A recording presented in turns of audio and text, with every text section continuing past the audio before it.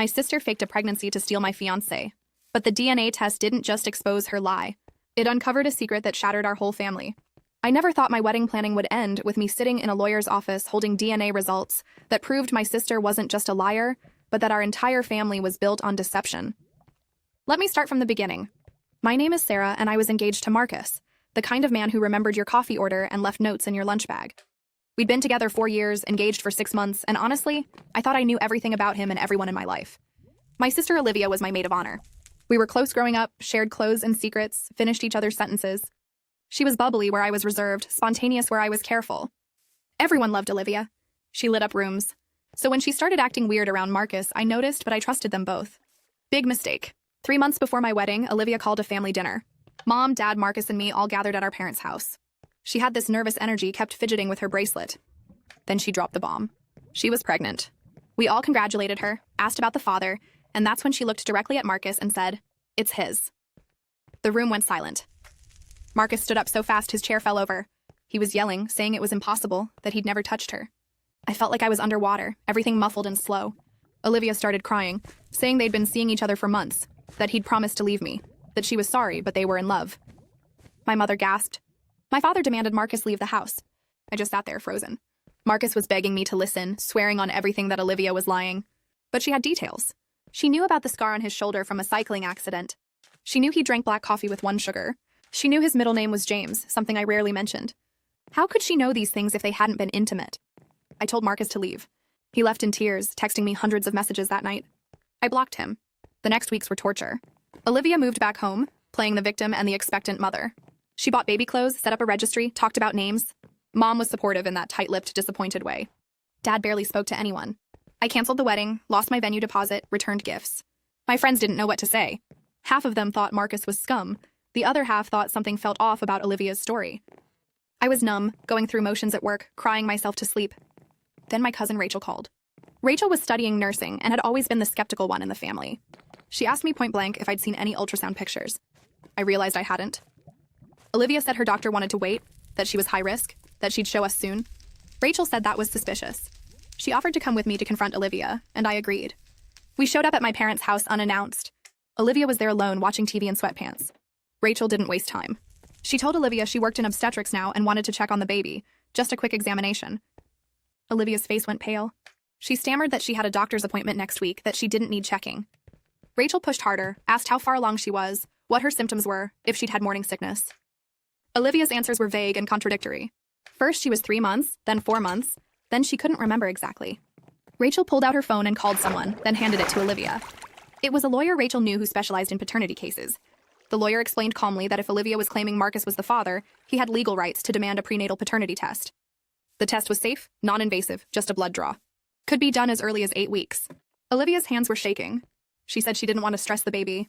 The lawyer said stress would be minimal, but legal requirements weren't optional if the father requested it. Then Rachel asked the question that broke everything. She asked Olivia to lift her shirt and show us her belly. Olivia refused. She got angry, said we were harassing her, that we had no right. Rachel stayed calm and said if she was really pregnant, she had nothing to hide. After 10 minutes of back and forth, Olivia cracked. She wasn't pregnant. There was no baby. She'd faked everything. I felt rage I'd never experienced before. I demanded to know why. She started sobbing, saying she'd always been jealous of me, that I got everything, the good grades, the career, the perfect guy. She said she'd been in love with Marcus since the day she met him at my graduation party years ago. She thought if she could break us up, she'd have a chance with him. She'd stolen details about Marcus from conversations with me, from social media, from being around us. The scar, the coffee, his middle name, all things she'd observed or overheard. She'd bought fake pregnancy tests online. She'd been stuffing her clothes. She'd planned to fake a miscarriage in a few weeks and play the traumatized victim, keeping Marcus and me apart permanently. I called Marcus immediately. He answered on the first ring, voice hoarse like he'd been crying. I told him everything. He was silent for a long moment, then asked if I could meet him. We met at a coffee shop, neutral territory. He looked terrible, like he hadn't slept in weeks. We talked for 3 hours. He showed me his phone, every message, every call log, proving he'd had zero contact with Olivia beyond normal family interactions. He'd been faithful always. I apologized, crying so hard I could barely breathe. He held me and said he understood why I'd believed her, that the details made it convincing. We decided to try again slowly. But I wanted legal action against Olivia.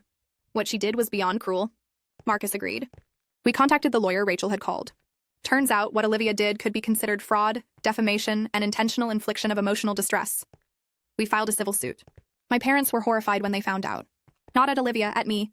They said I was tearing the family apart over a misunderstanding. A misunderstanding. My mother actually said Olivia was troubled and needed compassion, not lawsuits. My father said boys will be boys, and maybe Marcus had led Olivia on somehow.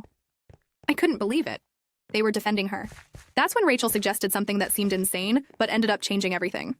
She said given how dysfunctional our family was acting, maybe there were other secrets. She'd always thought it was weird how differently our parents treated Olivia and me. Olivia could do no wrong, got away with everything. I was held to impossible standards. Rachel suggested we do ancestry DNA tests, the kind you buy online. She said sometimes families hide things that explain behavioral patterns. I thought she was reaching, but I was so angry and confused I agreed. I ordered tests for me, Olivia, and convinced Rachel to do one too. When the results came back 5 weeks later, I was at work. I opened the email on my phone during lunch. My genetic profile showed the expected mix from my parents' backgrounds. But there was a notification.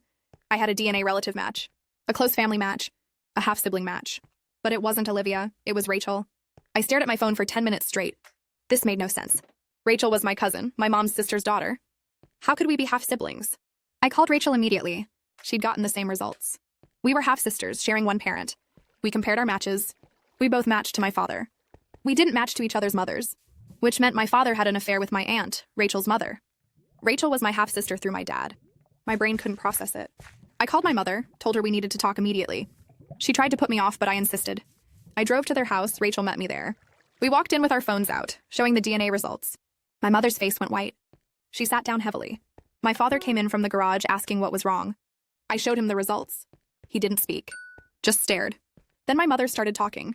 The affair had happened 26 years ago, before I was born but after my parents were married. Dad and my aunt had a brief relationship when my mom and aunt's mother was dying of cancer.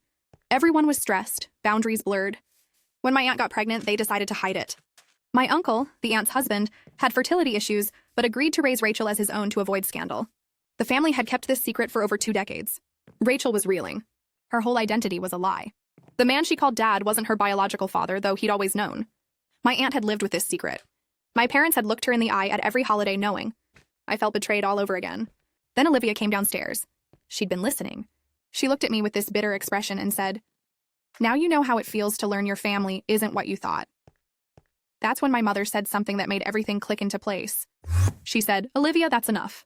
But Olivia kept going. She said she'd known about Rachel for years, had overheard our parents fighting about it when she was a teenager.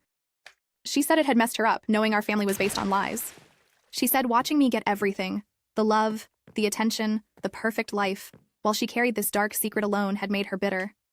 She'd wanted to destroy something of mine the way the truth had destroyed her innocence. My mother admitted they'd always been easier on Olivia because they felt guilty. Guilty that she'd discovered their secret and had to keep it. Guilty that they'd built their marriage on infidelity and deception. They'd overcompensated by spoiling her, excusing her behavior, never holding her accountable. Meanwhile, I'd been the good child who never caused problems, so they took me for granted. I looked at my family, really looked at them. My father who'd cheated with his sister-in-law. My mother who'd stayed and helped cover it up. My aunt who'd lied to her husband and daughter. My sister who'd tried to destroy my relationship out of jealousy and pain. And Rachel, my cousin, my half-sister, who was just discovering her entire life was a lie. I stood up and said I was done. Done with the lies, done with the dysfunction, done with a family that protected secrets more than people. Marcus was waiting in his car outside. I'd asked him to come for moral support. I got in and told him everything. He held my hand and asked what I wanted to do. I wanted to leave it all behind. We decided to move forward with the lawsuit against Olivia. My parents threatened to cut me off if I didn't drop it. I told them they could keep their money and their secrets. The lawsuit took 8 months. Olivia eventually settled, agreeing to pay damages and issue a formal apology. She moved to another state. I heard she's in therapy now. I hope she gets help. Rachel and I grew closer through all of this.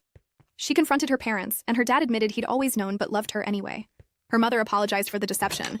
Rachel decided biology didn't change who her real father was, the man who raised her. But she and I started building a sister relationship, the honest kind. Marcus and I got married a year later. Small ceremony, just friends and a few family members. Not my parents, not Olivia. Rachel was my maid of honor. My parents send cards on holidays. I don't respond. Maybe someday I'll forgive them, but forgiveness doesn't mean allowing toxic people back into your life. The DNA test that was supposed to expose Olivia's fake pregnancy ended up exposing a conspiracy of lies that had lasted decades. It shattered my family, but in breaking apart, the truth finally came to light. I learned that sometimes the people who hurt you most are the ones who claim to love you. I learned that secrets rot families from the inside. I learned that you can't build anything real on a foundation of lies. And I learned that family isn't just about blood, It's about honesty, respect, and showing up for each other even when it's hard. Especially when it's hard. Today I'm happier than I've ever been. I have Marcus who stood by me through chaos. I have Rachel, a sister I never knew I needed. I have friends who became family. And I have peace knowing I chose truth over comfortable lies. Sometimes I wonder what would have happened if Olivia had succeeded. If I'd never discovered the fake pregnancy. If the DNA tests had never been done.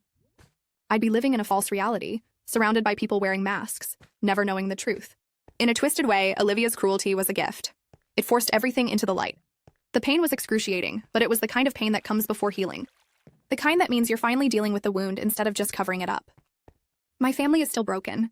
I don't know if it will ever be fixed. But I'm whole, and that's what matters.